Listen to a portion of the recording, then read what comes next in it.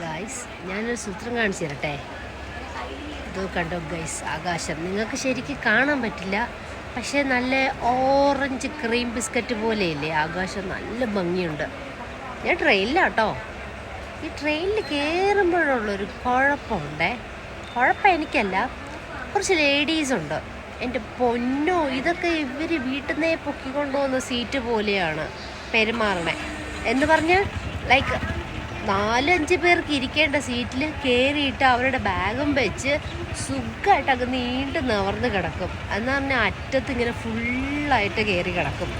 എന്നാൽ ആരെങ്കിലും വന്നാലും ഒന്ന് മാറിത്തരാൻ എവിടെ നിന്ന് ഞാൻ തന്നെ ഇപ്പം കയറിയിട്ട് ഞാൻ പറഞ്ഞു, ചേച്ചി ഒന്ന് നീങ്ങി തരാമോ, അവിടെ തല പൊക്കിയിട്ട് എന്ന് മട്ടിൽ നോക്കി.